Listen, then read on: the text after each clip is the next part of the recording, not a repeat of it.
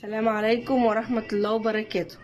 النهارده هعمل لكم ايه قبل بقى ما يجي العيد. هعمل لكم طريقة البيدي فور بمقادير صغننة وخفيفة عشان اللي عاوز يجرب. 200 جرام زبدة و50 جرام زيت و100 جرام سكر و450 دقيق والبيضايه وباكل فانيليا. هنبتدي ادي 200 جرام اللي هم الزبده هنحطهم وهنضربهم بقى لحد ما يبقوا عاملين زي الكريمي. هضربهم وارجع لكم. الزبده بصوا هنضرب فيها لحد ما تبقى عامله زي الكريمه ازاي زي ما انتم شايفين كده. هنبتدي بقى نحط كميه الزيت اللي كنا قايلين عليها، اللي هي ربع كوبايه زيت او 50 جرام، ونرجع نستمر في الضرب تاني. حتى بيساعدني وهيحط لي السكر فين على السمنه. قد ايه سكر؟ السكر احنا قلنا كوبايه الا ربع سكر ماشي، و100 جرام بالجرامات. بصوا ضربناه لحد ما بقى عامل زي الكريم، عامل زي الكريم جانتيه ازاي جميل وهش وحلو قوي ماشي. هنبتدي بقى احمد دلوقتي هيحط لكم البيضايه.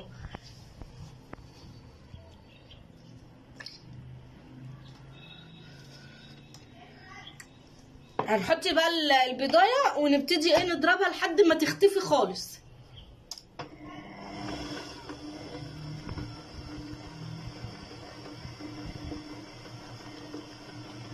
وهنسيبه بقى يضرب كده كمان شويه كده حلوين كده بتاع 10 دقايق كده تاني، وفي الاخر هوريها لكم بقى وانا بحط الدقيق. حطينا البيضايه هنبتدي طبعا نحط معاها الفانيليا بتاعتها عشان طبعا ريحه الزفاره وكده تبقى الحاجه ريحتها حلوه. احنا ممكن نرفع المكنه بقى كل شويه عشان ينزل الاحراف كده عشان كله يتضرب بقى مع بعضه. خلاص، هو اهم حاجه بصي مش المهم المقادير، المهم الطريقه. انا عاوزاكم يعني الطريقه هي اهم. تاخدوا بالكم كويس من اللي انا بقوله. بس هنشغلها بقى تاني. بص بقت عامله زي الكريمه ازاي اهو، وخفيفه ازاي وهشه.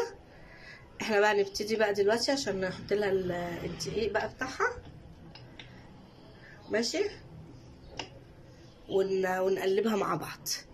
بس اهم حاجه تنخلوا الدقيق ماشي، وهتحطوا رشه ملح عليه. واما تيجوا بقى تقلبوا كده بخفه زي ما هوريكم دلوقتي.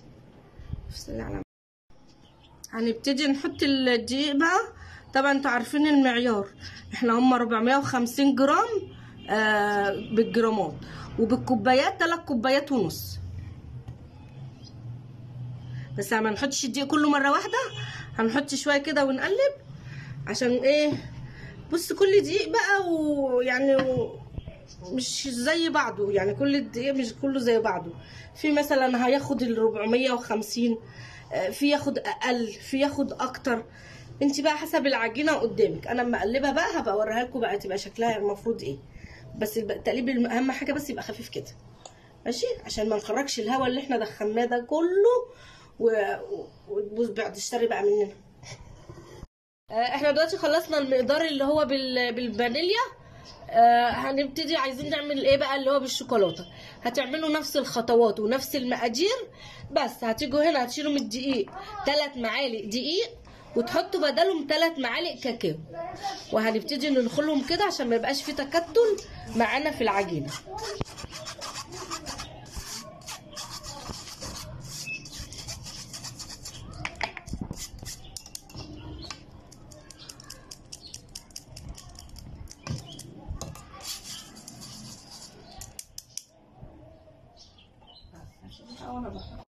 نبتدي بقى هنقلبه بقى على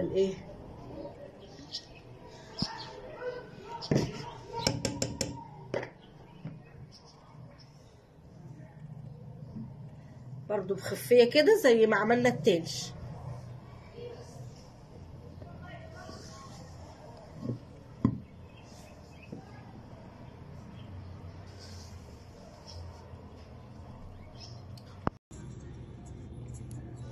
بصوا انا ايه اهو، قلت لكم اما اجي هوريكم. بصي اتفصلت خالص اهي، وتيجي تحطي ايدك كده، بصي ايدي بتطلع عامله ازاي، ما فيهاش عجينه خالص. لكن طول ما هي ما خلصتش بتلزق في ايديكي. لكن بصي ايدها بتطلع عامله ازاي كده، تبقى خلصت وتمام.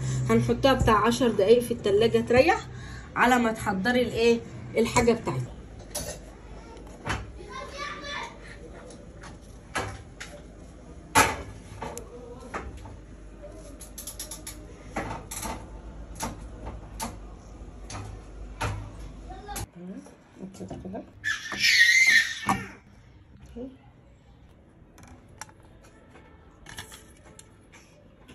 الله ادي الكميه اهي كلها.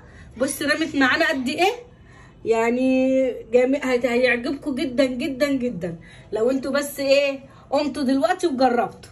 احنا زوقنا بشوكولاته بيضه وشوكولاته دارك وكراميل.